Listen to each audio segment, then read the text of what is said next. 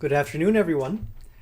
This is Daniel Broniatowski from the Maestro Musicians Academy, and every month we put out a video about various topics that are hopefully useful to you as parents, educators, students, and anyone else who just loves music. I'm the director of our school. We are the Maestro Musicians Academy based in Lexington, Massachusetts, Bedford, Massachusetts, and Walpole, Massachusetts, and we serve not just the greater Boston area, but the world through the World Wide Web with our online music lessons. Today's topic is going to be about how to teach children to play with emotion. This is an important topic because it's really what music is all about. I mean, it goes without saying that music is a language that we all know. We all hear it every day. We sing it, some of us play it, and it often, unless you're a singer, doesn't need words, and we can all relate to it because there's a certain heartbeat that is inside all of us that we all share in common, and our heart might beat faster, might beat slower, depending on what the mood of the music is. And what's kind of a little more interesting is that different people will react in different ways to varying types of music. But I think that there are certain similarities that we all share in common, such as the fact that maybe a drum beat that is very fast might make us more alert or tense or in some cases irritable, maybe more excited. Whereas in other cases, maybe a very slow drum beat might put us to sleep, relax us, especially if it mimics the human heart. Maybe it'll allow us to kind of feel a certain synchronicity. So we're going to get back on topic, which is about teaching children how to play with emotion. And it's actually a very big topic, and I'll only be able to scratch the surface today in my video. Teaching children to play with emotion has two different components to it. You know, often in music, we teachers tend to divide our world into two distinct parts. One is the world of technique, and the other one is the world of musicality. And in an ideal world, both worlds, or both facets of this world are one. They're the same. For instance, if you're learning to walk for the first time as a baby, you might crawl and you might get up and you might fall down, but your body just knows what to do over time, even if not, immediately. You know that you want to get from point A to point B. You have a purpose. In music, we have the same kind of learning curve where our purpose is to play a piece convincingly, hopefully, so that we're moving the person listening, but our ability to learn how to walk, musically speaking, is going to take a lot longer. Every piece presents a new challenge, and every piece presents a new way of playing and learning a new language that is unique to the composer and even unique to the piece. So what we're really doing, especially for the most advanced pupils, is we're creating a whole from many small pieces with tiny little movements of the fingers, maybe even thousands, to create something that comes together and produces a musical result. So we're talking about the technical element now. So on the one hand, kids have to be able to have a technique that's good enough before they can think about or feel what they want to express on the inside, and then allow the listener to have the same kind of aha experience. This is what the composer meant to do, or this is what the performer is trying to do. So there's that part. And even though it sounds like it's a really hard thing to do, of course there are easy pieces too. Like, you can play Twinkle Little Star and master that as a kid, and maybe it's not going to be so hard to do that, and then you can start thinking about how to play it musically. So let's talk about how to play musically, what that means now, because we've covered the technical aspect.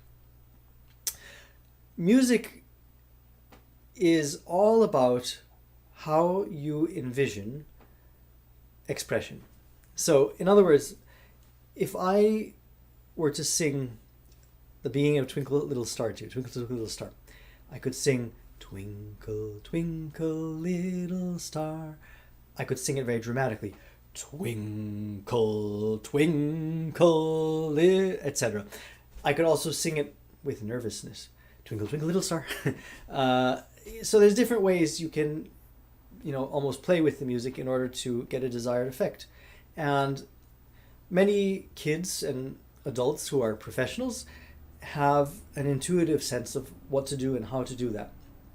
But what if your kid doesn't? What if your child doesn't? What if you as an adult student feel like you can learn the technique, but somehow you're just not really getting the purpose of what you're doing? Maybe the music doesn't speak to you, or maybe the music doesn't mean anything to your child, and your child just feels that he or she is just doing it to please the teacher or please mom, please dad, whatever.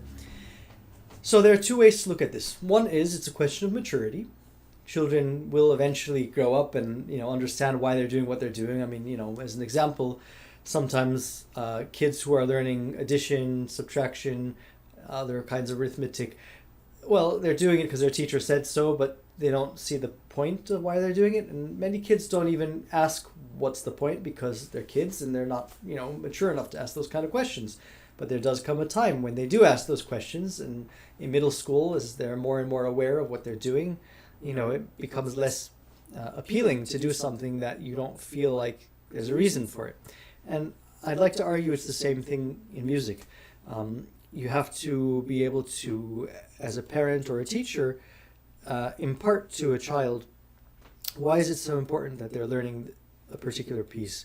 What is it that they're going to gain personally? What's in it for them if they're going to express themselves in a certain way? And I think even something as basic as, telling a student that what they're learning, I'm talking about kids who are maybe 10 years and above, what they're learning is not just to play an instrument, but they're also learning about expressing themselves with confidence and really learning that they can do anything they put their minds to if they are really invested in it. That passion for what they're doing will come out, especially if they have a goal to play toward. If they're going to play a concert somewhere, or be able to even make a video for their friends or for their family. But I understand very much there are kids who just don't get it. So what else can we do? What can we do to help children appreciate the finer things? I don't mean the finer things in life, but the finer things that will allow them to understand what they're doing. Well, now we're going to get into philosophy of music in general. Music represents more than just a collection of sounds. It's really, in many ways, the classical canon, which means the music that has evolved over, I could say, roughly since 1500 in the classical music world. Every generation, this music is representing sounds that were in common, to people, and represented a way of life and expression. So I think as part of one's general culture and knowledge, it's very good for kids to understand where they fit in the world around them, especially in a day like today, in this time that we're living in, where many people don't quite have the same link to the past that their predecessors did. I'm not going to say, our generation has it so much worse or better. I'm not making a judgment on that. But I do believe that in this digital world we're living in, we are a little bit out of touch with, maybe very out of touch with what happened in the past, because it's very easy to kind of lose sight of the fact that there was a past before us in a digital age when things are so easy to just erase with one click. So what I'm getting at with this is that take your kids to museums, take your kids to concerts, expose them to as much as you can. And if you're not sure where to take them, what to do, that's okay. You got to start somewhere. Find out what you like. Have a look at your local art museum. Have a look at your local orchestra at their concert series, and see if that's the way you can bond with your kids. Even if it's not something that they understand yet, just the very fact that you'll be able to bond with them over that will mean something. And if you, it's like they say, try it, you might like it. But it's actually true. You might find that although you might not like every single piece of Egyptian art from a certain time period, you might like a certain segment of it. I'm just using that as an example. We can talk, more relevant to this. If you don't like every piece of music that was written by Mozart, well, that's okay. You might like his Jupiter Symphony, or you might like Eine kleine Nachtmusik, which is much more accessible and famous to many people. So I would say that at the end of the day, a lot of this is about exposure, how children, what they're exposed to, what they see, and also if you help them to approach listening to music in such a way that they're not just curious about it, but having an open mind so that they really understand that they're entering a world that is very exotic in some ways. It's very unique to them. Many kids, and I'm saying this from experience, my own kids are like this. They're so primed now to see something on the screen when there's audio. They don't understand anymore that you can just listen to something and not have to see something at the same time. There's a disconnect. But if they can somehow find that quiet in their mind, even with their eyes closed, really learn to absorb music in a certain way that, it's silly that it's so strange that this is foreign now to kids. When I was a kid, I'm only 40, but when I was a kid, I would still listen to records. Okay, they belong to my parents, but still, I would listen to records. I would listen to CDs, and people listen to music videos much more now today, I think, than any of the other media. But we've lost something in that, and it's very important to understand that the ears, the sensory, that sensation of hearing, actually in many ways is more powerful than the visual sensation, because visual is really all about what's here and now. When you see something and you've seen it, it's gone, it's happened already. When you're listening to something, you're listening to a piece of music that has a form. We talk in music about sonata form. I'm not going to get into that right now, but there is a form where the piece takes you on a journey. You're really going on an adventure. It's a sonoric adventure. And being able to understand, even if you don't know exactly what I'm talking about and what that form is, being able to understand that you're listening to something for the long haul. You're not listening to something just to get it over with in a split second. That actually brings you into a different dimension. It brings you into a different world. So you can start with kids as young as 4 or 5. They won't have the attention span to listen to a movement even of a Beethoven symphony, or even something smaller like a Haydn symphony. They won't have that, but that's okay. Start with small pieces. Start with small dances. Maybe an example that comes to my mind is the Romanian dances by Bartok, which is a piano piece. There are about, I think, 5 or 6 of them. Don't quote me on it. I haven't played them. I'm a violinist by training, and I have a lot of piano under my fingers, but that's one I didn't play. I think there's 6 of them. Anyway, they're all very short, and maybe play a different one every day. Ask your child what he or she feels, what he or she thinks when listening to this piece. You can do it with many other pieces too.